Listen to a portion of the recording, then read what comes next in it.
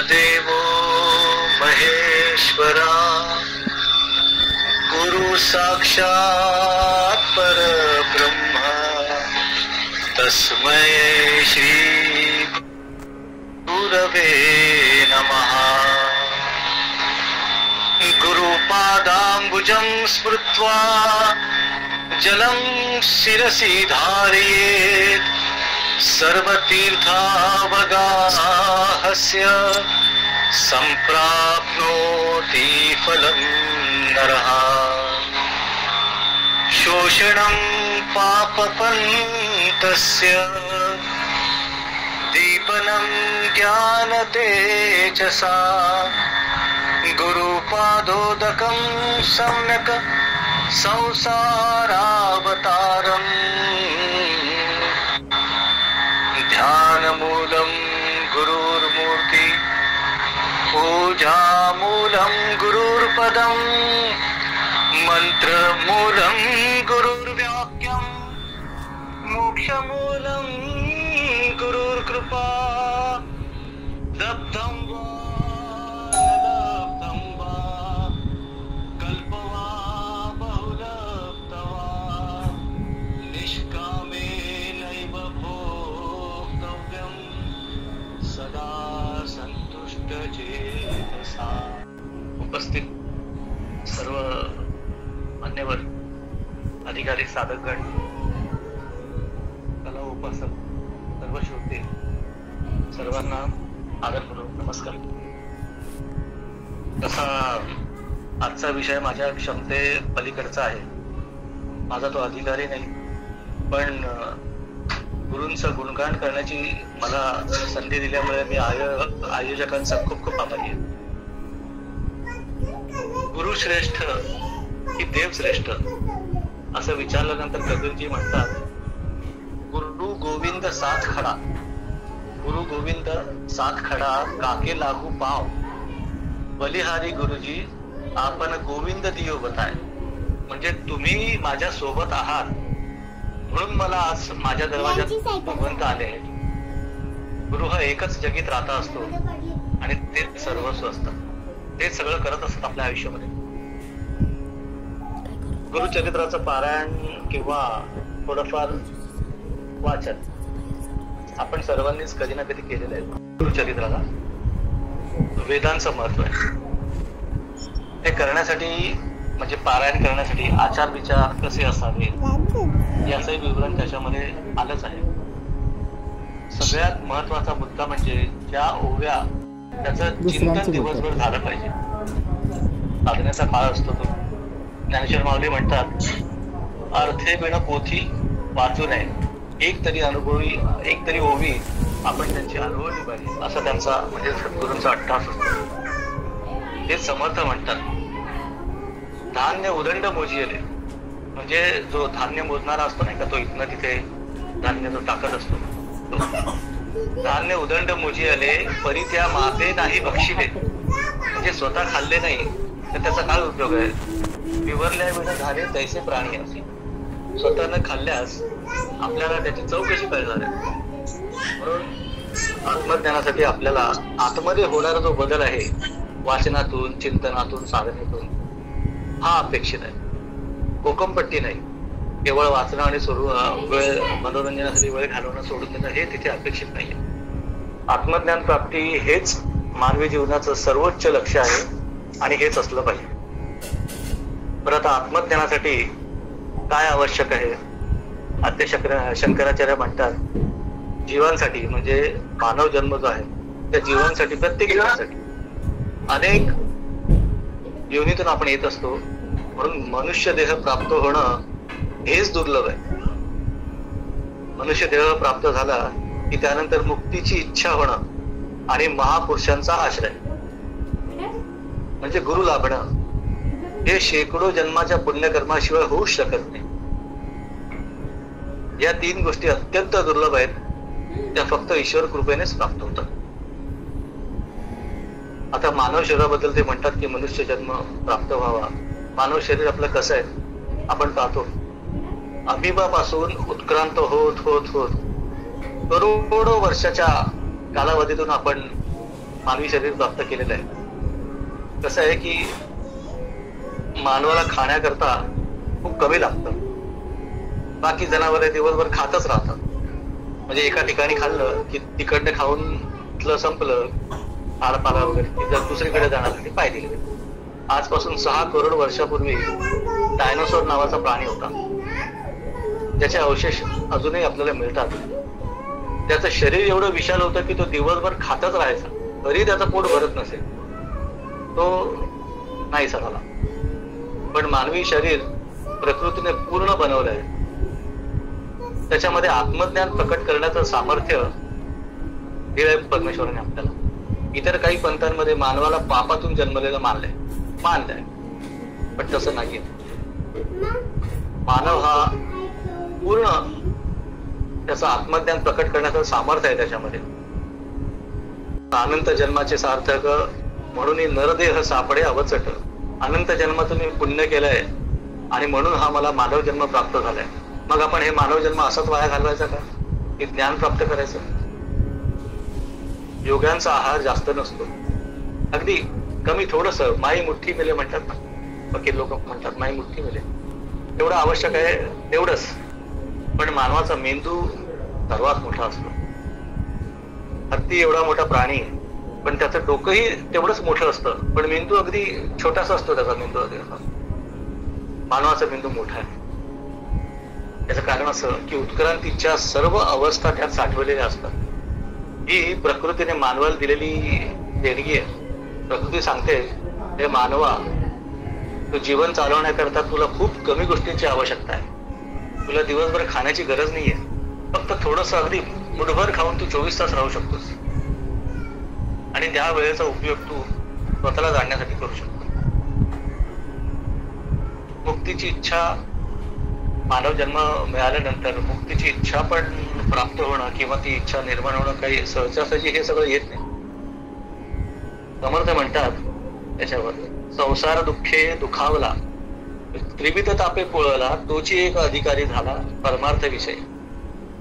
म्हणजे संसाराला कंटाळून तो परमार्थाकडे आला असं नाहीये, पण जेवढी सुखभोग आपण घेऊ त्याच्यानंतर आपली त्याच्यात जसं आगीमध्ये आपण तेल टाकतो आणि तो अग्नी अजून भडकतो, तशा प्रकारे सुखोपभोगाची आपली जी क्षमता असते किंवा आपली जी इच्छा असते तीच वाढत जाते आणि शेवटी हातात काही येत नाही, दुःखच. संसार सुखाच्या मागे लागून शेवटी सगळी निष्फळताच येत असते.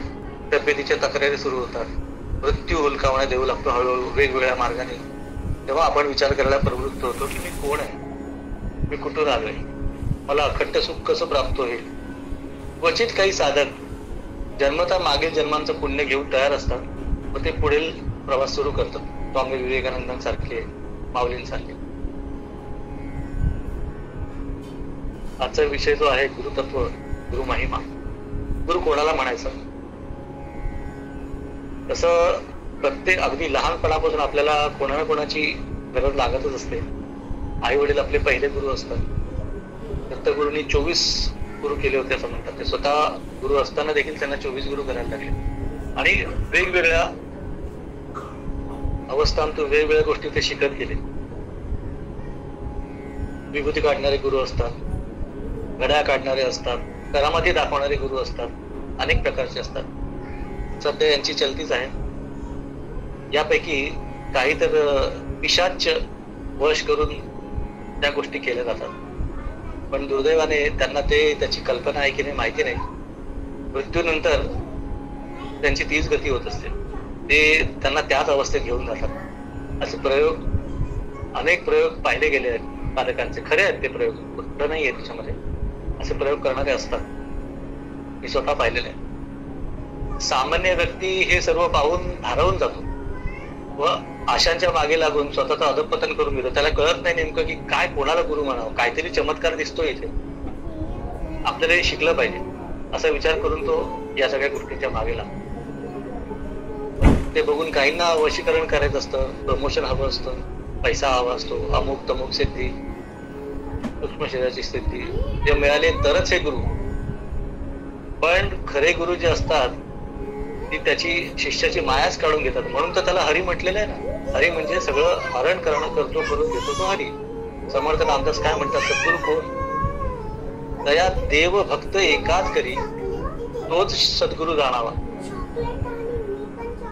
जे साधकाची माया दूर करून परमेश्वराशी किंवा त्या तत्वासोबत, जर साकार असेल तर इष्टदेवतेचं दर्शन होतं, निराकार असेल तर त्या साधकाची तत्व साक्षात्कार होतो, त्याची भेट घडवून आणतात परमेश्वर. गुरु म्हणजे जड शरीर आहे का? कित्येकांना असं वाटतं की गुरु आपल्याला जड शरीराने मिळाला पाहिजे.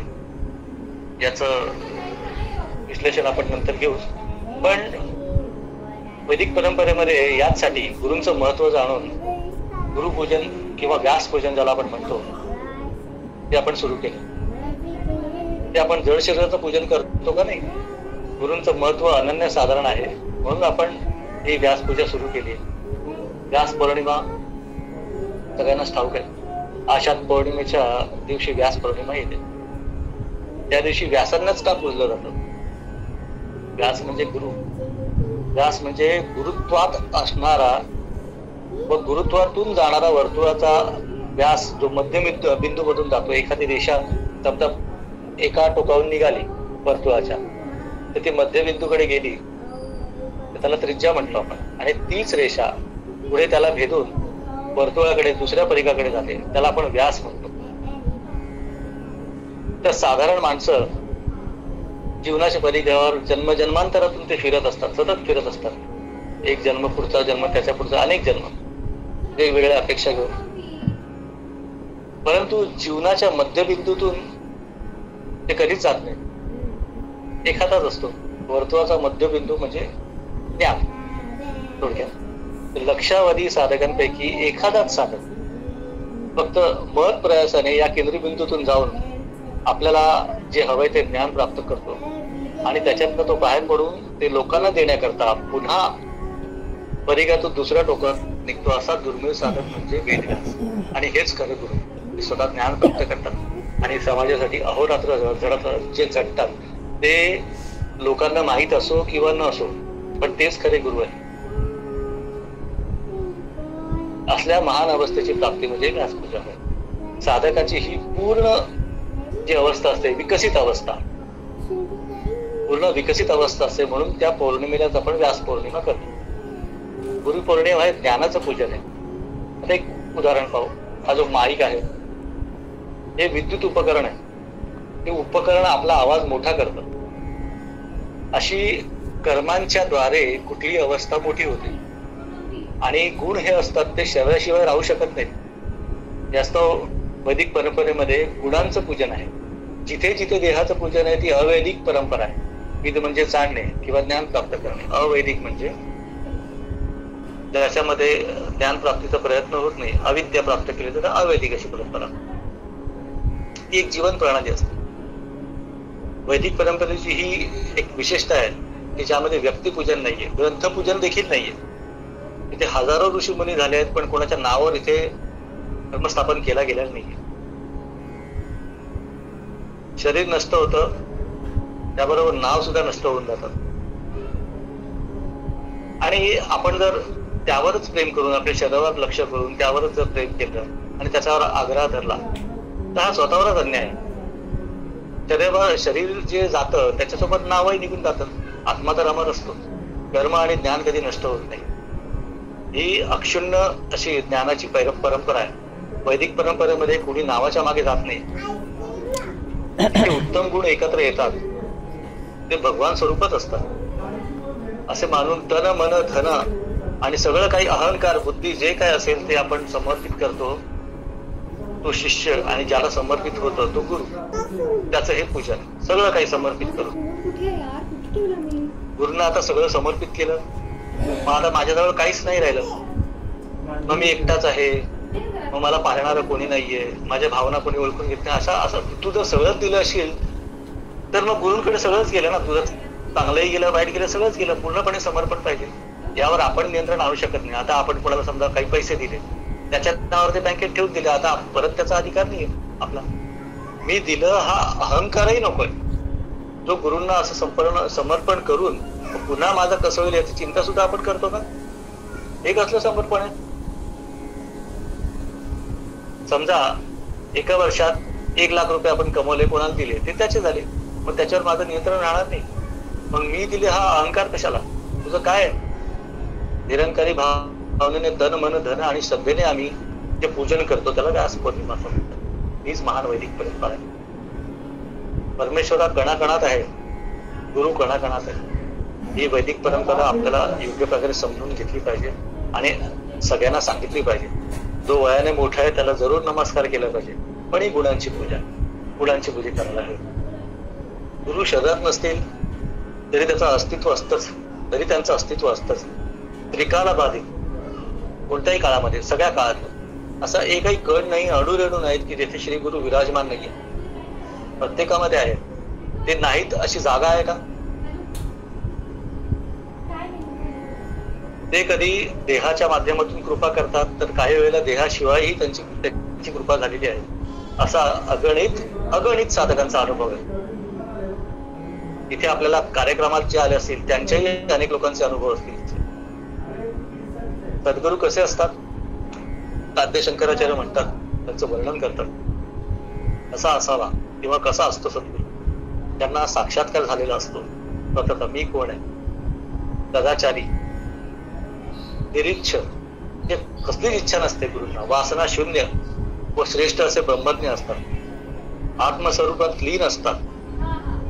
इंधन संपलेल्या अग्नीप्रमाणे असतात. शांत, अहेतुक, दया सिंधू असे ते सत्कर्म करणाऱ्या आपल्याकडे जो शरणागती पत्करून येतो साधक, त्याचे हितकर्ते असतात. आणि हा महापुरुषाचा स्वभावच असतो की ते स्वतःच दुसऱ्याचे श्रम करण्यासाठी, दूर करण्यास प्रवृत्त होतात.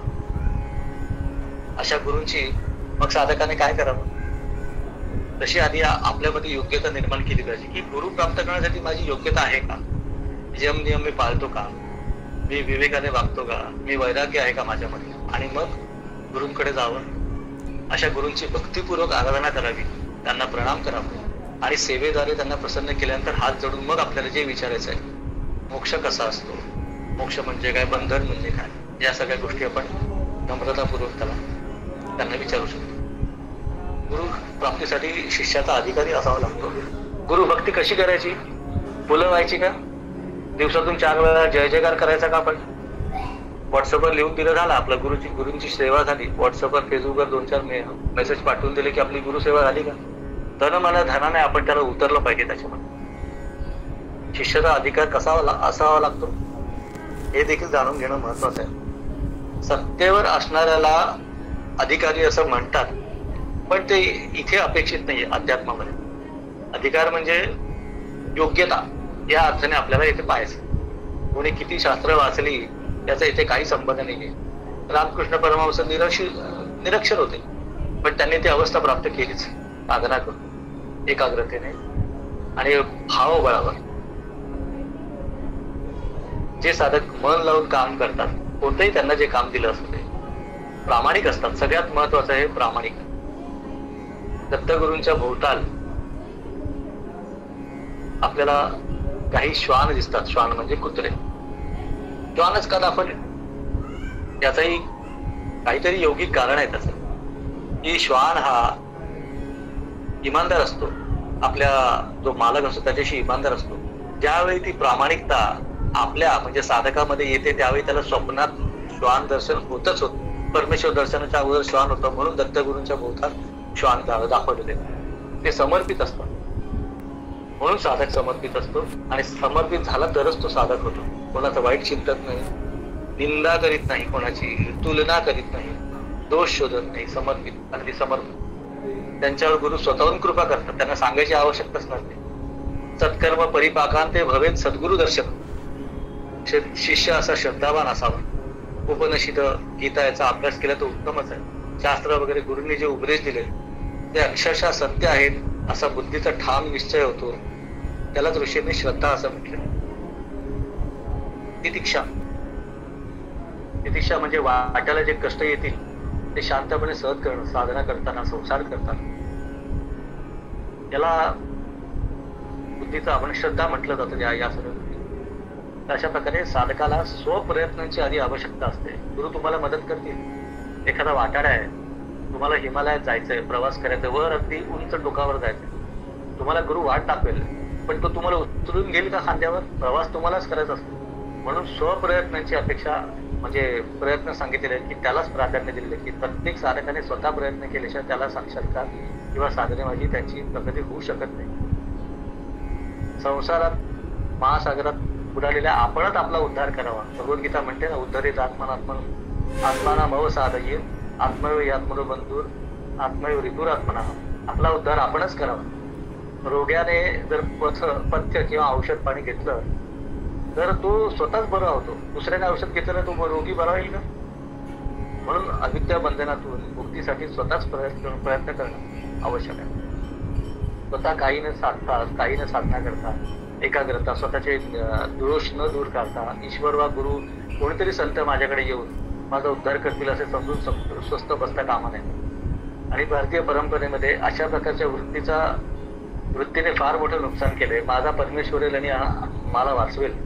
सोमनाथ मंदिर ज्यावेळी तोडत होते त्यावेळी ते पुजारी असं समजून बसले की परमेश्वरेल आणि आम्हाला वाचवेल. परमेश्वर महापुरुषांच्या अवस्थेतून महापुरुष जन्म घेतात आणि त्यांच्यातूनच परमेश्वर बोलत असतो. त्यासाठी पराक्रम करावा लागतो. स्वतः केल्याशिवाय काहीच होत नाही या जगामध्ये. गुरु आपलं संरक्षण जरूर करतील, पण साधना आपणच केली पाहिजे, तरच त्यांची कृपा होईल. तीर्थक्षेत्रात स्नान केलं, पुण्य लाभेल. आपल्याला वाटतं आपण पुण्य केलंय दान दिल्यामुळे, किंवा शेकडो नुसता प्राणायामच करत बसायचं. नुसता प्राणायाम पण ते होणार नाहीये. त्यासाठी आचार विचार बदलायला लागतील. या सगळ्या गोष्टी केल्याशिवाय सत्य वस्तूचं ज्ञान आपल्याला प्राप्त होत नाही. सद्गुरूंचा जो उपदेश असतो त्याच्यावर विचार करून विवेकाचा योग्य वापर करून, विवेक वापरला पाहिजे इथे. शिष्य अतिशय विद्वान, वेद मताचं ग्रहण करणारा आणि विरुद्ध मताचं खंडन करणारा कुशल असा लक्षणांनी युक्त पुरुष असला पाहिजे. तरच तो आत्मज्ञानाचा अधिकारी होतो आणि त्याला आत्मज्ञान प्राप्त होतो. साधकाला आत्मा आणि अनात्मा, आत्मा म्हणजे काय आणि अनात्मा म्हणजे काय, म्हणजे या जगात शेवटपर्यंत टिकणारं काय आणि काय टिकणारं नाहीये याचा त्याला अभ्यास पाहिजे. ज्यांना त्या गोष्टी मिळतात त्यांनी मोक्षासाठी साधना करायला आळस करू नये. बाह्य विषय सुखांचा, त्याच्या इच्छेचा सुद्धा त्याग करून जे महान ब्रह्मनिष्ठ साधक आहेत, गुरु आहेत, त्यांना उपदेशाप्रमाणे स्वतःच चित्र, आपलं जे चित्त असतं ते सत्यावर केंद्रित करून मुक्तीसाठी त्याने तळमळीने अगदी प्रयत्न केला पाहिजे. तरच गुरूंची कृपा होते. मोक्षाला कारणीभूत असलेल्या जी साधना आहेत त्याच्यामध्ये भक्ती सर्वात श्रेष्ठ सांगितली गेली आहे. आणि काही ठिकाणी स्वस्वरूपाचं अनुसंधान याला सुद्धा भक्ती म्हटलं जातं. गुरुचरित्रातील दत्त जयंतीची जी कथा आहे, वेळ वास्तविक आता कमी आहे, पण ती कथा आपण पाहू आणि त्याचा योगाशय देखील आपण पाहू. दत्तगुरु श्रीपाद श्री वल्लभ रूपात अवतार त्यांनी घेतला. टेंबे स्वामी, नृसिंह सरस्वती महाराज या सर्व महापुरुषांबद्दल आपण ती कथा ऐकलेलीच आहे, सर्वांनाच ठाऊक आहे. वेळ कमी आहे. दत्त जन्माची कथा सगळ्यांनाच ठाऊक आहे, पण आपण त्यातील कथा भाग आधी पाहू आणि मग योग आशय पाहूया. गुरुचरित्रात गुरु महिमा सांगितला आहे. वाणीने पठण झालं पाहिजे, मनाने दत्तगुरूंवर प्रेम करता आलं पाहिजे, देहाने त्यांची सेवा झाली पाहिजे आणि त्यांनी सांगितल्याप्रमाणे आचरण जर आपल्या जीवनात झालं तर परिपूर्ण असा परमार्थ घडतो. मकरंद बुवा म्हणतात, बुद्धी हे केवळ गाळण आहे. मकरंद बुवांचं आपण युट्यूबवर पाहतो ना, त्यांनी एका ठिकाणी म्हटलंय की हे गाळण आहे, बुद्धी म्हणजे गाळण आहे. खूप वेळेला जर गाळणं धुतलं नसेल व्यवस्थित तर त्याच्यातनं चहा पडत नाही, एक चहा उठता येत नाही त्याच्यात. खूप अशी बुद्धिवान माणसं असतात ना, कधी कधी तीच अहंकारी होतात. सामान्य माणसाला हा धोका नसतो. बुद्धीला तर्क वितर्कासोबत चांगल्या हृदयाची पण जोड हवी असते. अशा व्यक्तीला ज्याच्याकडे सहृदय आहे, भावनाशील आहे, हे आहे, तर्क वितर्क आहे, अशा व्यक्तीला साक्षात्कार फार लवकर होऊ शकतो. विलक्षण शिस्त, विलक्षण बुद्धी आणि तेवढाच हृदयात भाव, गुरुतत्व, गुरुभक्ती आणि गुरुकृपा या 3 मुद्द्यांना गुरुचरित्रामध्ये अधोरेखित केले गेले. दत्तात्रेयांचा जन्म आणि त्यातील योगाशय या विषयात आपण थोडंसं लक्ष करूया. चतुर्दशीला किंवा पौर्णिमेला दत्तात्रय जयंती येते. महाराष्ट्रात दत्तगुरूंच्या जन्माला फार महत्व दिले.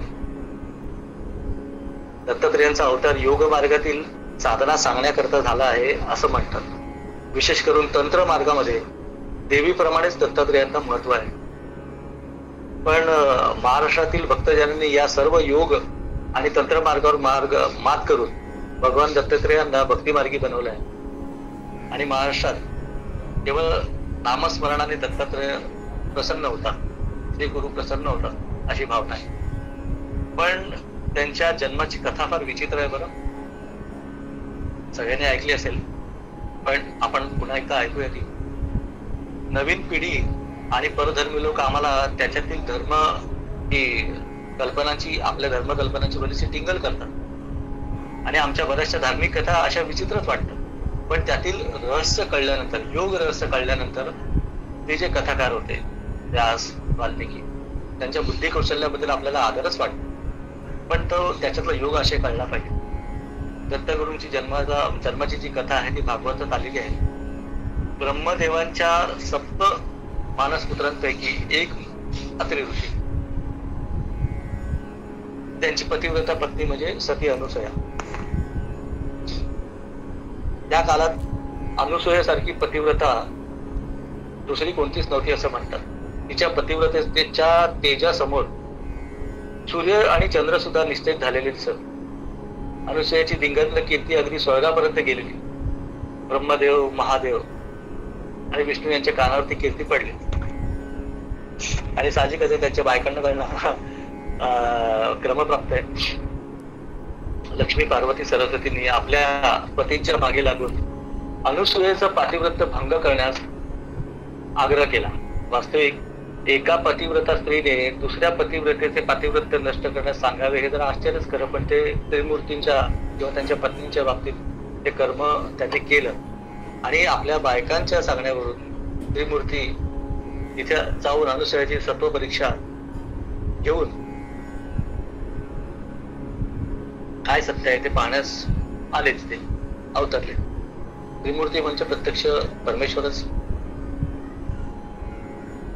भगवंताची लीला अपार आहे म्हणतात ना. तर अनुसूयाचं पतिव्रत्य भंग करण्यासाठी ते त्रिमूर्ती जे अवतरले ते साक्षात डायरेक्ट अगदी अत्री ऋषी जे होते तिचे पती त्यांच्या आश्रमासमोरच उभे ठाकले. अत्री ऋषी त्यावेळी स्नानसंध्या करण्यासाठी गंगेवर गेले. परंतु पतिव्रत्य धर्माने चालणाऱ्या अनुसूयाने अतिथींचे स्वागत केले आणि त्यांना आश्रमात आसन दिले.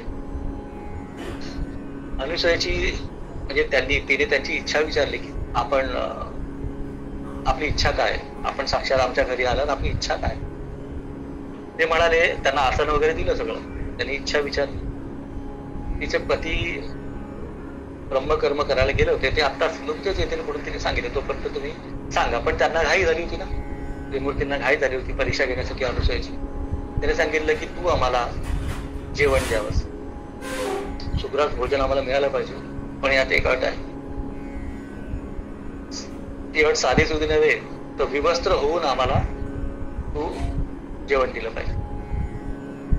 पतिव्रतेने आपल्या ज्ञानदृष्टीने पाहिलं की अतिथी आपली परीक्षा घेण्यासाठी आलेले आहेत आणि आपण पतिव्रता असल्यामुळे त्या कामवासनेचा आपल्यावर काय उपयोग होणार आहे, काय परिणाम होणार आहे असं जाणून ते अतिथी आपले लहान बालकांसारखेच आहेत असा विचार मनात आणून अनुसूयाने ती विवस्था झाली आणि सगळं जेवण वगैरे सुग्रास तयार करून ती वाड्याला बाहेर आली.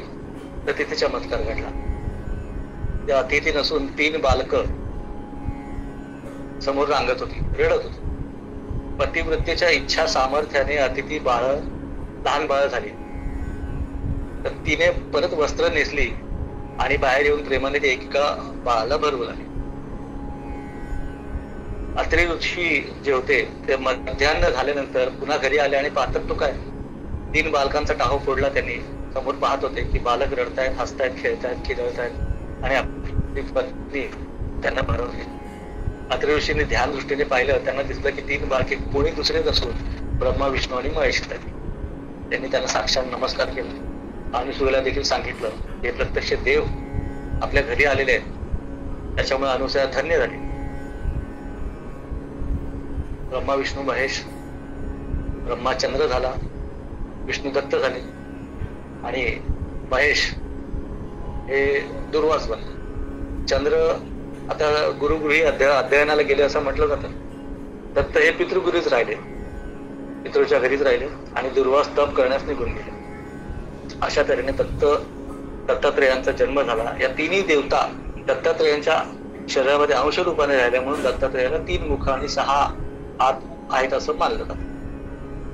आता ही कथा जर ऐतिहासिक आहे असं मानलं तर एकतर अशक्य कोटीतील वाटते आणि शिवाय ती अनैतिक सुद्धा आहे. पण भागवतातील दत्त एकमुखी आणि साधारण माणसासारखे 2 हात मानलेले. अति खोलवर जर विचार केला तर आपल्याला कळेल की देव तर अजन्म आहेत. अजन्म म्हणजे त्यांना जन्म नाही. परमेश्वर अवस्था ही शून्य अवस्था आहे. ना सजीव सुक्तांमध्ये ज्याचं वर्णन आहे, ना सदा सिद्ध सदा सदानी, म्हणजे ज्यावेळी काहीच नव्हतं त्यावेळी ती शक्ती होती. अंधारही नव्हता, प्रकाशही नव्हता आणि ते स्वतःमध्येच स्पंदन करत होतं. तर अशा शून्य अवस्थेतून आता जे विज्ञानामध्ये शोध लागलेले आहेत, बिग बँग थिअरी म्हणजे मोठा स्फोट होतो, त्यातनं कृष्णविवर निर्माण होतात आणि कृष्णविवरातून हळूहळू हळूहळू प्रकाश निर्माण होऊन हे पूर्ण जग निर्माण झालेलं आहे असं विज्ञान म्हणतं. आणि त्या जगामध्ये वेगवेगळी मूलद्रव्य तयार होत, त्यामधून ही सगळी जड शरीरं बनलेली आहेत. अमिबापासून ते मानवापर्यंत सगळं काही. पृथ्वीचा प्रकाश जेव्हा सूर्याचा प्रकाश जेव्हा पृथ्वीवर येतो, गुरुत्वाकर्षणच्या कक्षेत येतो, कक्षेत आल्यानंतर तो वेगाने स्वतः भोवती फिरू लागतो. फिरल्यामुळे त्याला ती बॉटल एनर्जी असं म्हणतात, बॉटल एनर्जी स्वतःभोवती फिरल्यामुळे हे सगळे एलिमेंट्स तयार होतात आणि त्याच्यानं वेगवेगळ्या वस्तू तयार होतात. जर सूक्ष्म शून्यातून सगळं निर्माण झालंय तर मग आपण हे असं कसं म्हणतो की देव असे होऊन गेले? वास्तविक देव हे शरीर नाहीयेत, कथा आहेत या, आणि त्या कथांमधून फार मोठा संदेश दिलेला आपण पाहूच. आता तर अति खोलवर जर विचार केला तर या देवता अजन्म आहेत. त्यांना आपल्यासारखं जड शरीर घेऊन इथे पृथ्वीवर येणं हे बुद्धिसंगत नाहीये. देवता शक्ती संचाच्या रूपाने असू शकतात, पण त्यांना मानवी शरीराची आवश्यकताच काय आहे? देवतांनी शरीर मांडणं हे निम्न स्तराचा व्यापार आहे. तो निम्न स्तराचे जे साधक आहेत त्यांचा तो विचार करण्याचा व्यापार आहे. आपण समजा म्हैस असतो तर आपल्या दृष्टीने देव म्हणजे मोठी म्हैस असते. अशाच प्रकारे आपण मानव म्हणून आपण त्यांना मानतो, शरीरही मानतो. आपण लग्न करतो म्हणून त्यांचंही लग्न करतो. आपल्याही मुलं होतात म्हणून आपण त्यांनाही मुलं करतो. मुलं झाली तसं दाखवतो आपल्या देवतांना. हा निम्न स्तराचा व्यापार. परंतु हा जो व्यापार आहे तो बहुजनांमध्ये तेवढाच असल्यामुळे हे अमान्य करता येत नाही. आपली परंपरा जेवढी व्यापक आहे की त्याच्यात सगळं काही बसतं. आणि अनसूयेसारख्या निरुपद्रवी पतिव्रतेला तिचं पातिव्रत्य भंग करण्यासाठी निघावं आणि समाजाने हा घोर अन्याय युगानुयुगे सहन करावं एवढंच नव्हे तर तिच्या त्या अघोरी पराक्रमाचे पोवडे गावेत हे सगळं शक्य आहे. पण याच्यात योग साधना काय आहे हे आपण पाहिलं. आता कथेतील अत्रि ऋषी अनुसूया आणि त्रिमूर्ती कोण आहेत? अनुसूयाचं पातिव्रत्य भंग करण्यासाठी ते का निघाले? अत्रि ऋषी म्हणजे तेजस तत्वाचे उपासक होते. पृथ्वी, आप, तेज, वायू, आकाश, वेगवेगळे आपतत्व या सगळ्या तत्वातून पूर्ण जग निर्माण झाले. त्यापैकी अत्रि ऋषी हे तेजस तत्वाचे उपासक होते असं सांगितलं. तेज कुठे नाहीये, तेजामुळेच तर पूर्ण सृष्टी निर्माण झाली. यत्र तत्र सर्वत्र म्हणून त्यांना अत्रि असं नाव दिलं. हे तेजस तत्व महान साधक अत्रि ऋषी होते. शब्दाचा अर्थ नीट लक्षात घ्या. अनुसूयाचे 2 अर्थ होतात. एक म्हणजे ज्ञान मार्गाच्या मागोमाग जाणारी साधकाची वृत्ती किंवा अवस्था, आणि तिला दुसरं नाव आहे असूया, म्हणजे जिला हेवा नाहीये ती अनुसूया. व्यापक तेजस तत्वाचा अनुभव घेणारा श्रेष्ठ साधक स्वतःच्या या अवस्थेमध्ये दुसऱ्या कोणत्याच वृत्तीला शिरकाव करू देत नाही. हा वृत्तीचा व्यापार आहे. तेजस तत्वात सारी तत्वे तेजस्मय म्हणजे ज्ञानरूप बनतात. असल्या सर्व व्यापक अवस्थेला असूया कोणाची असणार आणि कसली असणार आहे? म्हणून अत्रिरूपी साधकाची असली वृत्ती अवस्था आणि त्याच्यासह सदैव त्याच्या आज्ञेत राहणारी पतिव्रता ही म्हणजे अनुसूया होती. अशा परम बलवान साधकाला किंवा अत्रि ऋषींना जगाची उत्पत्ती, स्थिती आणि लय या गोष्टींचा शिरकाव न होऊ देता त्याच्या वरच्या अवस्थेमध्ये जे शक्तीचं त्याच्या अवस्थेवर काही चालू म्हणजे त्याच्यावर काही परिणाम होत नाही त्या साधकावर. म्हणून या विघ्न शक्ती ज्या असतात या शक्ती साधकाच्या अवस्थेशी संघर्ष करत असतात त्या दिव्य अवस्थेमध्ये. हा भयंकर संघर्ष चाललेला असतो, म्हणून त्यांना ब्रह्मा विष्णू महेश ही त्याची परीक्षा पाहिली तर असं त्याचा अर्थ आहे. आता विवस्त्र, अनुसयाला विवस्त्र करण्याचं काय कारण होतं या कथेमध्ये, तर त्याच्यावर आपण थोडासा विचार करूया. वस्त्र म्हणजे काय? वस्त्र म्हणजे आपल्या शरीराला आपण झाकतो ना, त्याला वस्त्र आपण म्हणतो. अशाच प्रकारे आपल्या जड शरीरामध्ये मन असतं. हे मन वेगवेगळ्या विचाराने व्यापलेलं असतं. मन म्हणजे विचारच आहे शेवटी. विचार येत असतात, जात असतात, संकल्प विकल्प आपले चालूच असतात सतत. या मनाच्या पलीकडे एक श्रेष्ठ अवस्था असते, त्याला आपण बुद्धी म्हणतो. त्या बुद्धीमध्ये आपण निर्णय घेत असतो. यावेळी मागच्या वेळी असं केलं होतं, त्यावेळी आपल्याला असा प्रॉब्लेम झालेला, यावेळी आपल्याला असं वागलं पाहिजे, अशी बुद्धी म्हणत असते. त्याच्यावरची अवस्था मनाची अवस्था. मनाच्याही पलीकडची अवस्था हे सगळे संस्कार आपण जे घेत असतो वेगवेगळ्या माध्यमातून, म्हणजे आपण डोळ्याने पाहतो, कानाने ऐकतो, पंच ज्ञानेंद्रियातून आपण सतत लहानपणापासून संस्कार घेत असतो. ते सतत संस्कार आपल्या सुप्त मनामध्ये ते साठवत असतात. ते संस्कार साधना केल्यानंतर म्हणजे आपल्याला वेगवेगळ्या ज्या सवयी असतात त्या सवयींमुळे वेगवेगळ्या वृत्ती निर्माण होत असतात आपल्या मनामध्ये. त्या वृत्ती आपल्या शुद्ध चित्ताला, म्हणजे ज्यामध्ये परमेश्वर बसलेला असतो, परमेश्वर अवस्था ही चित्त अवस्था ही परमेश्वराचीच अवस्था असते. त्या शुद्ध अवस्थेला जाणण्याकरता आपल्याला मनाचे सगळे व्यापार थांबवावे लागतील. मन अतिशय आपल्याला शांत करायला लागतं. तेव्हा जाऊन म्हणजे सगळ्या वृत्ती जिकडे नष्ट होतात त्या अवस्थेला शुद्ध चित्त अवस्था, ती परमेश्वराची अवस्था सांगितलेली त्याच्या पलीकडची. म्हणून आपल्या पुराणामध्ये अनेक ठिकाणी वस्त्र हरणाच्या कथा आलेल्या आहेत. एक अशीच कथा आहे भगवान गोपाळकृष्णाबद्दल, आणि त्याच्यावर इतर धर्माचे लोक आपल्यावर वाबाडे निर्माण करतात, म्हणजे आपल्याला उडवतात वाबाडे, की तुमचा परमेश्वर कृष्ण गोपिका जेव्हा आंघोळ करायला जातात त्यावेळी त्यांचे वस्त्र घेतो आणि तो वृक्षावर जाऊन बसतो आणि त्यांना सांगतो पुन्हा की तुम्हाला जर वस्त्र हवे असतील तर आहेत तशा त्याच व्यवस्थित अवस्थेमध्ये तुम्ही आमच्याकडे यायचं, माझ्याकडे यायचं. तर या अवस्थेला परमेश्वर म्हटलं तर ते चालेल का? आपल्याला परमेश्वराने असं वागलं पाहिजे? नाही. पण ह्या ज्या कथा आहेत त्या वेदव्यासांनी लिहिलेल्या, त्याच्यामध्ये ते फार मोठे महान योगी होते. त्याचं काही कारण आहे. भगवान श्रीकृष्ण जेव्हा निर्वस्त्र व्हायला सांगतात, याचा अर्थ असा आहे की तुमच्या वृत्ती सर्व दूर टाकून द्या. तुमच्या वाईट वृत्ती आणि चांगल्या वृत्ती, आपल्या स्वभावावर नियंत्रण आणा. वाईट वृत्तीवर चांगल्या वृत्तीने नियंत्रण आणून मग त्या चांगल्या वृत्ती टाकून द्या. बऱ्याच वेळेला आपल्याला चांगलं कार्य करण्याचाच अहंकार असतो, म्हणून त्या वृत्ती देखील तिथे टाकून या. आणि अशा उच्च अवस्थेत गेल्यानंतर मग आपल्याला साधकाला अनहद नाद ऐकायला येतात. बासरीचा नाद, घंटानाद, मृदुंगाचा नाद. म्हणून आपण मंदिरामध्ये घंटानाद करतो. या घंटानाद आपलं बघून इतरांनी पण सुरू केलं घंटा ठेवायचं, पण त्याचं योगशास्त्र त्यांना माहिती नाही. हा घंटानाद साधकाला ध्यानामध्ये असताना सतत ऐकू येत असतो. वृत्तीहीन झाल्यानंतर म्हणजे अनुसूयाचे वस्त्र उतरवणं आणि मग तिला परमेश्वराचं दर्शन होणं, त्याचं हेच द्योतक आहे. तशाच प्रकारे गोपगोपी आपली वस्त्र दूर करून जेव्हा परमेश्वराकडे येतात तेव्हा त्यांना आधी बासरी ऐकायला येते. बासरी ऐकल्यानंतर आणि मग त्यांना परमेश्वराचं दर्शन होतं, मग परमेश्वर त्यांना दर्शन देतो. अशा प्रकारे या वृत्तीला धरून या सगळ्या कथा लिहिल्या गेल्या. साक्षात्कार आणि साधनेच्या त्या शक्ती संग्रहाचं वर्णन, म्हणजे त्याचा तो संघर्ष असतो, त्याचं वर्णन व्यासांनी दाखवण्यासाठी दत्त जन्माची कथा ही रंगवलेली आहे. ऐतिहासिक कथा नाहीये, पौराणिक कथा आहेत. त्या कथेतील रहस्य जाणल्याशिवाय आपल्याला जर दर्शन घ्यायचं असेल दत्तदेवांचं, त्याशिवाय ते होणार नाही. त्यासाठी आपल्याला आधी पूर्णपणे सगळे संस्कार दूर करायला लागते. आपले वाईट संस्कार, चांगले संस्कार देखील. शून्य, अगदी शून्य अवस्थेत गेल्याशिवाय दर्शन होत नाही. असंही म्हणतात की आद्य शंकराचार्य यांनी वैष्णव पंथ, शैव आणि शाक्त पंथात त्या आपापसात खूप भांडणं व्हायची.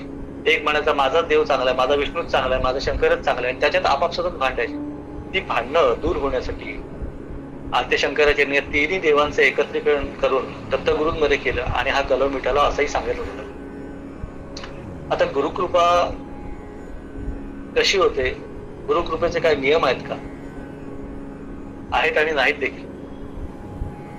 या दृष्टीने ठोकळ मानाने जर आपण बघितलं तर संतांनी आपल्याला सांगितलेलंच आहे की अशा प्रकारे वागा. साधकांनी चांगलं आपण जे वर त्याची लक्षणं पाहिली की तो विवेकवान असावा, वैराग्यशील असावा. त्यामुळे होतातच.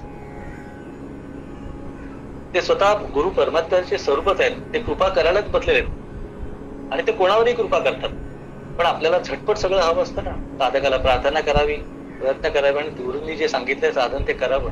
श्रवण, चिंतन, मनन, नवविध भक्तीची सांगितले ते सगळं केल्यानंतर मग प्रतीक्षा आणि मग प्रसाद. तर याच्यामध्ये एक गोष्ट सांगण्यासारखी आहे. कृपा एकदा जर गुरूंनी साधकाची जबाबदारी घेतली तर त्या सगळ्याच गोष्टींची जबाबदारी घेतात, प्रपंचाची पण जबाबदारी घेतात. थोडंफार देतात नाही असं नाही, सगळंच काय हरण करतात अशातला भाग नाही. त्याचं जीवन चाललं पाहिजे एवढं नक्कीच देतात. स्वामी विवेकानंद बाबतीत सगळ्यांना ठाऊक होते. स्वामी विवेकानंद आणि रामकृष्ण परमहंस अशी ही गुरु शिष्यांची जोडी पूर्ण जगाला आता वंदनीय आहे. तर त्यांच्या बाबतीत एक झालं होतं की सुरुवातीला स्वामी विवेकानंद हे दत्त घराण्यातील, म्हणजे त्यांचं आडनाव दत्त, त्या घरात जन्माला आले. त्यांचे वडील जे होते ते फार मोठे वकील होते आणि पैसा खूप, सुरुवातीला खूप पैसा पाहिला होता. पण ते दानधर्म करणारे खूप त्यांच्यासारखेच, आणि म्हणून त्यांच्या जन्मात त्यांची आई पण तेवढीच आध्यात्मिक होती. म्हणून त्यांच्या घरात त्यांचा जन्म झाला. आपला पिंड धर्म जसा असेल, मृत्यूच्या वेळी आपल्या अवस्था जशा असतील त्या अवस्थेनुसारच आपल्याला दुसऱ्या जन्मामध्ये, जसं भगवद्गीतेत म्हटलंय ना की जशी आता जर तुम्ही साधना केलीत आणि ती अपूर्ण राहिली तर पुढच्या जन्मामध्ये आपण योग्य ब्राह्मणाच्या घरी, ब्राह्मण म्हणजे वृत्तीने ब्राह्मण जो असेल त्याच्या घरी जन्म होतो आपल्याला, आपली साधना पुढे चालू होते. तर अशा प्रकारे विवेकानंद लहानपणापासून त्यांच्याकडे पैसा होता चांगला. पण नंतर त्यांचे वडील अकाली मरण पावले. अकाली मरण पावल्यानंतर मग त्यांची अगदी वाताळच झाली, खायला काही मिळेना. आणि हे सगळ्यात मोठे मुलगे होते आणि एका बाजूला रामकृष्णांकडे त्यांचा अध्यात्माकडे ओढा होता. सगळं प्रयत्न करून बघितले त्यांनी, नोकरी पाहिली, सगळं काय करून बघितलं, त्यांचं कुठेच काहीच होत नव्हतं. ट्रान्सलेशन करणारे गुरु एका ठिकाणी प्रोफेसर म्हणून लागले होते, पण कुठेच काही त्यांचं उत्पन्नाचं साधन होत नव्हतं. शेवटी कंटाळून ते रामकृष्णांकडे आले आणि त्याने सांगितलं की आता तुम्हीच बघा म्हणे, माझ्या घरच्यांची व्यवस्था तुम्ही लावा. रामकृष्ण परमहंस म्हणाले, अरे माझं तर सगळं आईच बघते. आई म्हणजे त्यांची काली माता. ते म्हणे तू काली मातालाच सांग, तीच तुला सांगेल जे काय आहे ते खरं आहे. आणि तिच्याकडे जाऊन माग, बरं काय तुला जे हवंय ते माग, ती नक्की देईल. ते म्हणतात खरंच मला देतील, ती काली माता देईल मला? म्हणे हो ना, मागून तर बघ. तर काली मातेकडे ते गेले. मंदिरात संध्याकाळची वेळ होती, घनगंभीर अगदी शांत अवस्था, घंटानाद होत होता. अगदी गंभीर अवस्थेमध्ये ते आतमध्ये गेले, काली मातेसमोर उभे राहिले आणि तिला प्रणाम केला. काली मातेचं ते दिव्य भव्य रूप, तिच्या हृदयातून, तिच्या डोळ्यातनं जी करुणा, तिचं ते तेज येत होतं, त्यामध्ये ते सगळं विचारायचं विसरले. आणि तिला म्हणतात की माते, मला वैराग्य दे, मला भक्ती दे, मोक्ष दे. आणि बराच असा काळा काय गेल्यानंतर तसे त्या अवस्थेमध्ये ते तसे बाहेर आले. रामकृष्णांनी त्यांना विचारलं, अरे काय झालं, मागितलंस का तू? तर म्हणे काय मागायचं? म्हणे विसरलास का परत? अरे तू काय मागायला गेलेलास? तुझ्या घरचं परिस्थिती बरोबर नाहीये, आर्थिक परिस्थिती, त्यासाठी तू मागायला गेलेलास ना, जा आता परत मागू नये म्हणे. तू काय वेदळापणा करतोस तू? ते परत लक्षात आलं, अरे बाबा म्हणे विसरलो म्हणे मी. परत गेले ते, परत जातात, परत ती आई समोर तिचं आईचं रूप उभं राहिलं, जे करुणामय रूप होतं आईचं. परत विसरले, परत ज्ञान दे, भक्ती दे, वैराग्य दे, अशा प्रकारची मागणी अगदी कळकळीने करू लागली. पुन्हा त्या अवस्थेत ध्यानात केले आणि परत बाहेर आले. असं 3दा झालं. मग शेवटी रामकृष्ण हसू लागले, म्हणे अरे तुझ्या नशिबात पैसा नाही, त्याला ती काय करू, त्या आईने दिलंच नाही तुला. तर मग हट्टाला पेटले विवेकानंद, म्हणे हे सगळं तुमचंच काहीतरी चाललंय, की तुम्हीच दर्शन करू शकता आणि तुम्हीच जे काय करायचं तुम्हीच करा म्हणे, आम्हाला कसंही करून तुम्ही करून द्या.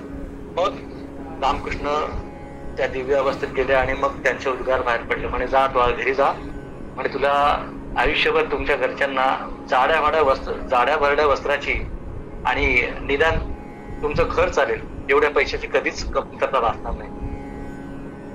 हा गुरूंचा आशीर्वाद असा असतो. म्हणजे त्यांनी विवेकानंदांना सगळंच काही दिलं होतं, निर्विकल्प समाधी मिळवून दिली आणि समाधी अवस्था देऊन त्यांच्याकडनं काही कार्य करायचं होतं, ते कार्य पण करून घेतलं. पण त्यावेळी तात्पुरती त्यांची ती अवस्था काढून घेतली आणि सगळ्यात शेवटी त्यांना दिली अशी. अशा प्रकारे अनेक सिद्ध पुरुष, देवता दर्शन आणि या सगळ्या अवस्था असतात. आमचे जे गुरु आहेत योगीराज मनोहर हरकते, त्यांना ज्ञानेश्वर माऊलींचं असं दर्शन झालं होतं. अनेक त्यांनी गुरु केले होते. अनेक गुरु केल्यानंतर ज्यांनी जशी अशी साधना सांगितली तशी त्यांनी साधना केली, अनेक सिद्धी मिळवल्या. पण त्या सिद्धींमध्ये त्यांना काही समाधान नव्हतं. शेवटी ज्ञानेश्वर माऊलींना गुरु मानतात आणि गुरु मानून त्यांनी साधना सुरू केली आणि त्यांना मग माऊलींचा साक्षात्कार झाला. माऊलींचा साक्षात्कार झाल्यानंतर अनेक सिद्ध पुरुषांची दर्शने, गहिनीनाथ आणि भगवान गौतम बुद्ध आणि अनेक त्यांची दर्शनं झाली. सिद्धांची, देवतांची दर्शनं झाली, गणपतीचं दर्शन झालं, शंकराचं दर्शन झालं. शेवटी सर्वोच्च अशी निर्विकल्प अवस्था त्यांना प्राप्त झाली. त्यांनी देहाने दर्शन नाही दिलं माऊलींनी. त्या अवस्थेमध्ये त्यांना जे साक्षात्कार झाला, प्रत्यक्ष माऊली त्यांच्या सोबत नव्हत्या पण त्यांनीच मार्गदर्शन केलं.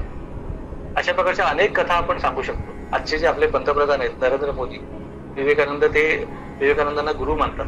ते संन्यासी आहेत आणि उच्च साधक देखील आहेत. म्हणून भारताचा आलेख आज जगाच्या नकाशावर जो आहे तो उंच असा चाललेला आहे. म्हणजे या सगळ्या गोष्टींसाठी फक्त आणि फक्त समर्पण आणि गुरु आज्ञेचं पालन, सद्गुरूंची कृपा, त्यांच्यावर श्रद्धा ठेवली तर नक्कीच आपल्याला सगळं काही प्राप्त होतं. गुरु प्राप्तीचा विचार आपण करतो. गुरु देखील आपल्याला परीक्षा घेतातच. सगळ्या साधकांची परीक्षा घेतात. अधिकार असल्याशिवाय गुरु जवळ करत नाही. त्यांनी विवेकानंदांची पण अनेक वेळा परीक्षा, प्रत्येक गुरु परीक्षा घेत असतो आणि मग या सगळ्या गोष्टींची आपल्याला प्राप्तता होते. अजून एक सांगावं वाटतं की गुरूंना मागताना असं म्हणावं की महाराज मला काही कळत नाही, योग्य असेल की माझी मानसिकता करा, मला सामर्थ्य द्या. गुरु देतातही आणि कधी कधी काढूनही घेतात. आपल्यासाठी जे योग्य असेल ते करतात. अहंकार ठेवू नये की मी सकाळी उठतो, पाचरात उठतो, ध्यान करतो. गपचूप करावी साधना. कोणाला सांगायची काही आवश्यकता नाही की मी कितीला उठतो आणि कोणाची साधना कशी चालू आहे सांगता येत नाही. साधना अनेक प्रकारच्या असतात. भक्ती मार्गाची साधना असते. 24 तास स्मरणामध्ये असलेलेही साधक पाहिलेत मी. सतत त्यांचं ते विशिष्ट असं ध्यानाला बसत नाहीत पण त्यांची साधना चालू असते. आणि गुरूंची कृपा कशी होते, आपण गुरूंना ओळखत असो किंवा नसो, या बाबतीत एक फार महत्वाची गोष्ट सांगण्यासारखी आहे आणि ती प्रत्यक्ष आम्ही काकाजींकडनं ऐकलेली आहे. ते म्हणत होते, काकाजींचा एकदा कार्यक्रम, काकाजी म्हणजे आमचे गुरुदेव योगीराज मनोहर हरकते, पुण्यामध्ये एक कार्यक्रम चालला होता ज्ञानदेव म्हणे कार्यक्रमाचा. ज्ञानदेव म्हणे म्हणून एक कार्यक्रम होतो, संगीतमय कार्यक्रम. तो कार्यक्रम चालला होता. तर एका साधकाने, एका श्रोत्याने प्रश्न त्यांना विचारला की आपल्याला गुरूंचं म्हणजे ज्ञानेश्वर माऊलींचं दर्शन झालं, आम्हाला होईल कशावर? ते म्हणाले तुम्ही प्रयत्न करा ना. प्रयत्न करून होणार आहे. म्हटलं मी जास्त तुम्हाला काय सांगत नाही, उदाहरण सांगतो असं ते म्हणाले. ते म्हणाले माझ्यासाठी माऊली आता सर्वत्र पूर्ण विश्वास आहे. पण मी एक प्रसंग सांगतो. ते एकदा आळंदीला गेले होते. ही घटना अतिशय खरी आहे, प्रत्येकाने लक्ष देऊन ऐकावी. ते आळंदीला गेले होते. आळंदीला तिथे समाधीकडे गेल्यानंतर त्यांनी एका व्यक्तीला पाहिलं. पिंगट असे केस असलेले, गोरा गोरा, अगदी शुभ्र कपडे घातलेले.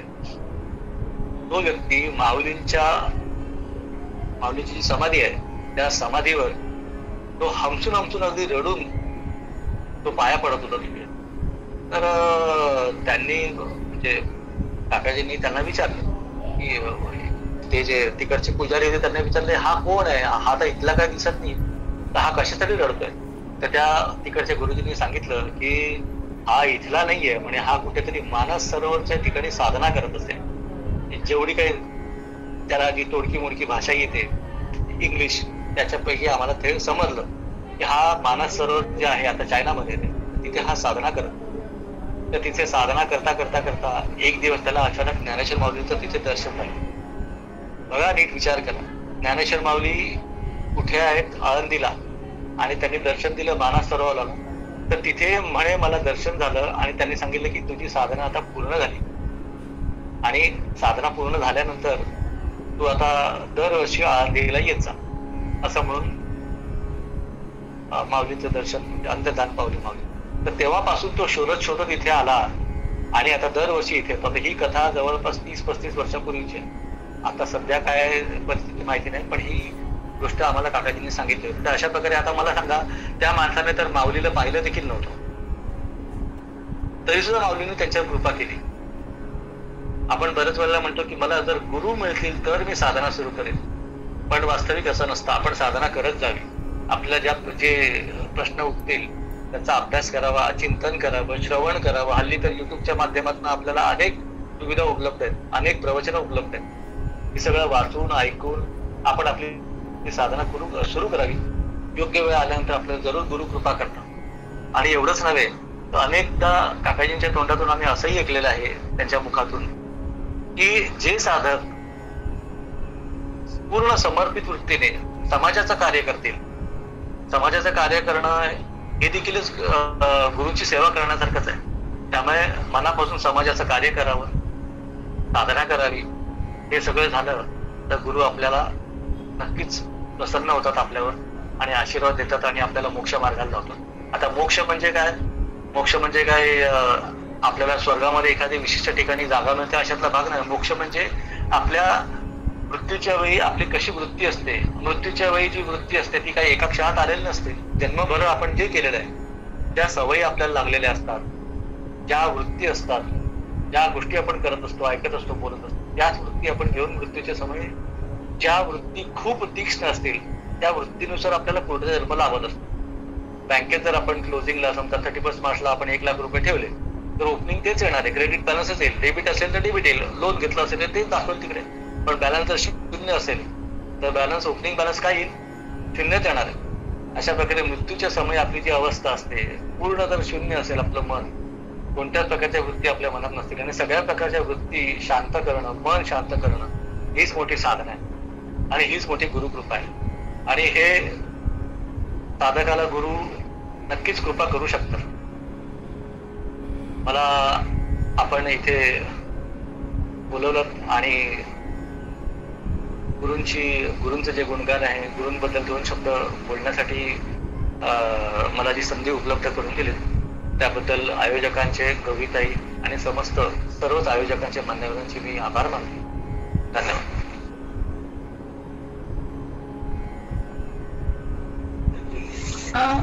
थँक्यू. खूप छान माहिती सांगितली. कोणाला काही प्रश्न आहेत का?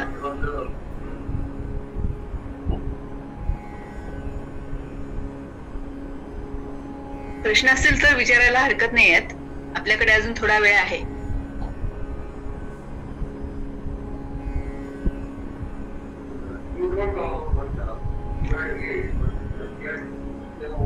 आवाज नाही. कोण विचारत आहे का? कोणाला विचारायचे प्रश्न? सतीश लोहार म्हणून एक आहेत, त्यांनी बोला. नमस्कार. तर नमस्कार. मार्गदर्शन छान झालंय. माझा एक प्रश्न होता, साधकाचा आहार कसा असावा? आहार हा एक विषय सुचला होता आपला. छान प्रश्न विचारला. साधकाचा आहार हा मीठ आहार असावा. अगदी खूप काही म्हणजे तसं मुख्य जी साधना जी असते ती स्वतःचा शोध घेणं, मी कोण आहे, मी कुठून आलो, या सगळ्या गोष्टींचा शोध घेता घेता आपण आपली साधना चालू ठेवत असतो. नामस्मरण, मूर्तीपूजा आणि ज्ञान साधना आपली सुरू असते. यासोबत जर आपला मीठ आहार असेल, म्हणजे फार अगदी साधकाने खाऊ नये, म्हणजे असं म्हणतात ना, म्हणशील जरी योगी हवे परिमित निद्रा परिमित आहार. झोप मोजकीच असली पाहिजे, जास्त खूप झोपू नये साधकाने. आहार पण कसा घ्यावा? आता आहारामध्ये आपण जे रोजचं खातो ते खायला हरकत नाही, पण मांसाहार टाळावा. तर मांसाहाराचं एक असं आहे की आपल्या दातांची रचना बघा, फ्लॅट आहे. ज्या प्राण्यांना मांस फाडून खायचं असतं त्यांना अशी सोळके असतात ना, आपण पाहतो ना, वाघ, सिंहांना किंवा जे मांसाहारी प्राणी आहेत, कुत्रा म्हणा, मांजर म्हणा, त्यांना मांस खायचं असतं म्हणून त्यांना तसे दात प्रकृतीने दिलेले आहेत आणि त्यांच्या आतड्यांची रचना सुद्धा कमी आहे. मानवाची रचना, मानवाची जे आतड्याची लांबी आहे ती 22 फूट आहे. त्यामुळे ते अन्न आपल्याला शाकाहार खायला लागतो आणि तो पचवायला वेळ लागतो. मांस लवकर पचतं. आपली ती रचना नाही. आणि त्याच्या व्यतिरिक्त अजून असं सांगायचं झालं तर एक उदाहरण देतो तुम्हाला. आपण जी आता ही ट्यूबलाईट वगैरे लागलेली आहे किंवा जी विजेची रचना आहे त्यामध्ये आपण तांब्याची तार वापरत असतो. तांब्याची तार अतिशय शुद्ध असते. लोखंडामधून पण वीज जाते, पण लोखंडामध्ये अवरोध उत्पन्न असतो, शुद्ध नसते लोखंड. आणि त्याच्यातनं जर आपण ती वीज टाकली तर अवरोध उत्पन्न होऊन फ्यूज उडू शकतो. आणि म्हणून आपलं शरीर शुद्ध ठेवणं आवश्यक असतं. शरीर शुद्ध ठेवण्यासाठी काय करायचं, एकतर आपला आहार जो आहे तो खूप अगदी जास्त नसावा, आवश्यक तेवढाच असावा. आणि त्या आहारामध्ये मांसाहार असू नये, एवढं थोडंसच खावं, फक्त जास्त अगदी खूप अगदी भरपेट खाऊ नये, असा प्रकारचं ठेवलं तर हरकत नाही. आहाराचा आता विषय निघालाच आहे, तर ह्याच्यामध्ये गुरुचरित्रामध्ये परान्न ह्याच्यावर पण खूप मोठ्या प्रमाणावर केले. शक्यतो ते घेऊच नाही असं सांगितलं गेलं. पण आता सध्याच्या आपल्या जी जीवनशैली आता आहे सध्याची, तर त्याच्यामध्ये असं शक्य होत नाही बरेच वेळेला. बरोबर. त्याच्यावर काही उपाय आपल्याला करता येतो का? आता काय आहे की एखादं रोपटं आपण लावलं तर ते चांगलं, ते रोपटं तसं येतं आपल्या पद्धतीने, ते वाढत असतं झाड. त्याला आपण आवश्यक तेवढं खत पाणी टाकलं, त्याला अजून काही व्यवस्था व्यवस्थित ठेवली, माती भुसभुशीत ठेवली, कुंपण लावलं तर ते व्यवस्थितपणे वाढू शकतं. तर तशा प्रकारे सगळ्यात महत्वाचं आहे तर ती आपली साधना, आपलं चारित्र्य सगळ्यात जास्त महत्वाचं असतं साधना करताना. परान्न सेवन आणि साधना करताना स्पर्श कोणाचा होऊ नये, या सगळ्या गोष्टी काय असतात. इव्हन तुम्ही जेव्हा ध्यान करायला बसता त्यावेळी पण स्पर्श निषिद्ध मानलाय. आणि खाली पण आपण मृगचर्म म्हणा किंवा काहीतरी गादीवर काहीतरी आसन टाकून आपण बसावं, कारण का खालून अर्धिंग मिळू नये आपल्या शरीराला, हा त्याचा हेतू असतो. याचा अर्थ असा की प्रत्येक व्यक्तीचा पिंड धर्म वेगवेगळा असतो. कोणी भक्ती मार्गात असेल, प्रत्येकाची वेगवेगळी विचार करायची रचना वेगवेगळी असते. आणि एकमेकांना स्पर्श केल्यामुळे ध्यानामध्ये आपला पिंड धर्म बदलू शकतो. मागच्या वेळी हा विषय आपण घेतला होता की विवेकानंदांनी त्यांच्या गुरुबंधूंना स्पर्श केल्यानंतर त्याच्या जीवनात आमूलाग्र बदल घडला आणि मग शेवटी रामकृष्णांना त्याच्यामध्ये हस्तक्षेप करावा लागला. तर परान्न सेवन असं असतं की एखादा व्यक्ती एखादा अन्न त्याच्या स्पर्शाने ते दूषित झालेलं असतं. त्या प्रकारची जी वृत्ती जी असते ती आपल्यामध्ये येण्याची शक्यता असते. म्हणून शक्यतो परान्न सेवन करावं नये असं म्हणतात. आणि बऱ्याच वेळेला असं होतं की ते त्यांनी कोणत्या वृत्तीने दिलेलं आहे. आपण परान्नचा अर्थ असाही घेऊ शकतो की ते आदराने त्याने दिलंय का, की त्याने आपल्याला कोणत्या वृत्तीने दिलंय.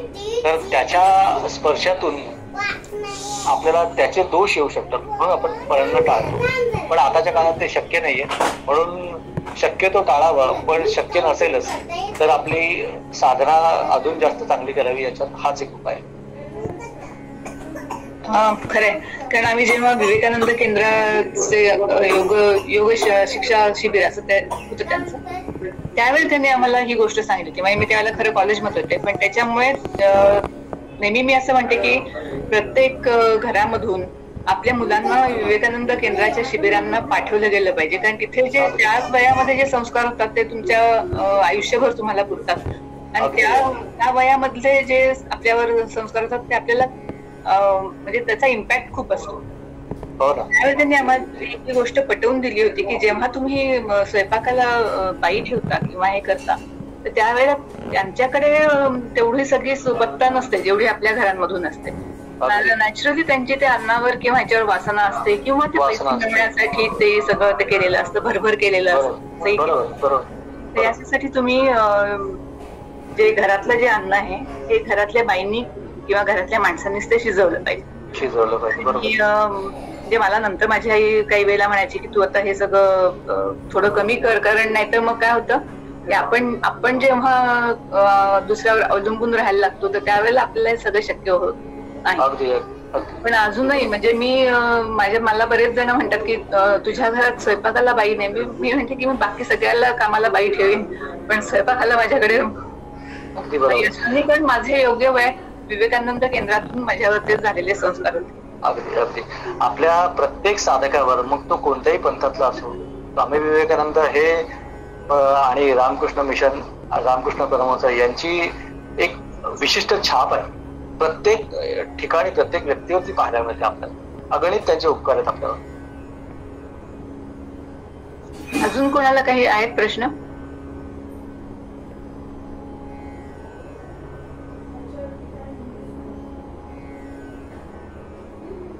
मला वाटतं असं नाही येत मला वाटतं. आणि मी तुम्हाला त्यावेळेला विचारलं होतं, पण आता सगळ्यांच्या याच्यासाठी विचारते की बरेच वेळेला म्हणजे जेव्हा आम्हाला काहीच कळत नसतं की नक्की काय करावं, कशी साधना करावी, करतोय ती बरोबर आहे की नाही, तर त्यावेळेला असं काही वेळेला वाटू शकतं की म्हणजे आपल्याला गुरु भेटणं आवश्यक आहे देहामध्ये असलेले, म्हणजे जे आपल्याला डायरेक्ट सांगू शकतील. आता दत्तगुरु हे आपले गुरु आपण मानणं हे ठीक आहे, म्हणजे आपण करतोच ते, पण त्यावेळेला ते जे काही संदेश देत आहेत ते ग्रहण करण्याची आपली क्षमता अजून म्हणजे आमची तरी नाही. तर मग अशा दृष्टीने जेव्हा आपण विचार करतो तर त्यावेळेला मग गुरुंचं जे स्थान आहे किंवा ते कितपत मग कसं ओळखावं, कोण आपला गुरु आहे किंवा कोणाकडून आपण. गुरु एकच असेल असं सांगता येत नाही. कधी कधी गुरु कोणत्या रूपातून येऊन कोणतं ज्ञान कोण देऊन जाईल काही सांगता येत नाही. पण तरी जसं तुम्ही म्हणताय की एक गुरु असेल तर आपण आपला प्रत्येक प्रश्न त्यांना विचारू शकतो आणि हे करू शकतो. पण काय असतं की बऱ्याच वेळेला आपण तर्कवितर्क बरंच करत असतो. आता मी जे उदाहरण दिलं की ते आता मानस सरोवरामध्ये जो व्यक्ती होता त्यांनी तर पाहिलं नव्हतं कोणत्याच गुरुकडे त्यांनी काय. आता तुकाराम महाराजांनी कोणती म्हणजे त्यांनाही कोणी गुरु नव्हता. रामकृष्ण हरी त्यांनी ऐकलं होतं आधीपासून, आणि मग त्यांना स्वप्न पडलं. त्यांनी त्या अभंगामध्ये सांगून ठेवलं की बाबाजी भेटले मला स्वप्नामध्ये, आणि त्यांनी कोणता मंत्र दिला, रामकृष्ण हरी मंत्र दिला, तोच मंत्र. तर अशा प्रकारे ते कृपा होते. आणि आपल्यापेक्षा जास्त गुरूंना चांगल्या शिष्याची आवश्यकता असते आणि ते शोधत असतात. अजून एक गोष्ट मी तुम्हाला सांगतो की काकाजींनी आम्हाला अजून एक गोष्ट सांगितली होती की एका आजपासून जवळपास 40-50 वर्षापूर्वीची गोष्ट आहे. एका ठिकाणी प्रवचन चालू होतं. तिथे प्रसंग मला नीट एक्झॅक्टली आठवत नाही, पण त्यांनी सांगितलं होतं की एक व्यक्ती त्या प्रवचनामध्ये आला होता. काळा कपिंद, उंच, दिसायला तेजस्वी होता, अगदी साधक होता. तर त्यांना काकाजींनी विचारलं, आणि दिसायला जरा वेगळा म्हणजे उंचसारखा होता, इतरांसारखा नव्हता, चांगली अगदी हाईट होती त्याची. त्याला काकाजींनी विचारलं, त्यांना उत्सुकता असं की तर त्यांनी सांगितलं की मी इथनं वाहत्या पाण्यातनं लाकडं गोळा करायला लागेल. तर त्याचा अर्थ त्यावेळी काकाजीने उमरला नाही असं ते म्हणाले. पण नंतर ते म्हणतात की मी जेव्हा त्यांना साधना सुरू झाली तेव्हा या गोष्टीचा अर्थ कळला की ते गहिनीनाथ होते, आणि ते वाहत्या पाण्यातून लाकडं म्हणजे ते योग्य साधक त्यावेळी शोधत होते. त्यामुळे ते सूक्ष्म अवस्थेत असून ते बरोबर साधकांना हेरत असतात. पण तरी सुद्धा आपल्याला असं वाटतं की आपले गुरु तर असावेत, पण तिथपर्यंत आपला जो मार्ग असतो तो सध्या तर्कवितर्कातून म्हणा, वाचनातून म्हणा, आपण आपली तयारी केली पाहिजे. आणि सगळ्या गुरूंचे गुरु जे आहेत ते ज्ञानेश्वर माऊली तिथे बसलेले आहेत, अगदी जवळच आहेत, आपल्या आळंदीला जायचं. त्यांना आपण मानस सरोवरपर्यंत जाण्यापेक्षा ते इथनं लगेच कॉन्टॅक्ट करू शकतात आपल्याला, कुठेही, ते विश्वभरात कुठेही करू शकतात कॉन्टॅक्ट. आणि त्याच्या मग कारण ती संजीवन समाधी त्यांनी घेतलेली. संजीवन समाधीचा अर्थ आहे की ते अजूनही तिथे आहेत, आणि तोपर्यंत आपल्याला ग्रंथाचाच आधार घ्यावा लागेल. आणि आपली योग्य वेळ आल्यानंतर, जसं पिकलं फळ असतं ते आपोआप पिकल्यानंतर खाली पडतं, त्यावेळी आपली योग्य वेळ आल्यानंतर बरोबर आपल्याला मार्गदर्शन करण्याने सापडतं. त्याच्यामुळे साधकाने त्याबद्दल बिलकुल काळजी करू नये. एक वेळ असा होता की मी देखील साधना करत असे, पण त्यावेळी काही अनुभव आल्यानंतर मी घाबरलो आणि ती साधना सोडून दिली. पण नंतर वेळ आल्यानंतर बरोबर आपल्या म्हणजे काकाजींची ओळख झाली, त्यांची पुस्तकं वाचली, आणि मग मी तिथपर्यंत गेलो. तर प्रत्येकाला अशी कृपा होतच असते. त्यामुळे चांगले चांगले ग्रंथ वाचणं, त्याच्यातनं आपले बरेचसे जवळपास 80% प्रॉब्लेम त्याच्यातनं सॉल्व्ह होत जातात. आणि मग आपली योग्य तयारी झाली की मग आपल्याला गुरु येऊन कृतार्थ करतात. आशीर्वाद. Thank you very much. खूप चांगली माहिती तुम्ही आम्हाला सगळ्यांना सांगितली. आणि मला वाटतं की आता इथे जेवढे सगळे आहेत लोक, त्यांच्या मनात ज्या शंका होत्या किंवा त्यांचे जे काही प्रश्न होते त्याची उत्तरं नक्कीच आजच्या लेक्चर मधून मिळाली असतील. परत एकदा तुमचं मनापासून आभार. थँक्यू. धन्यवाद सर्वांना. धन्यवाद.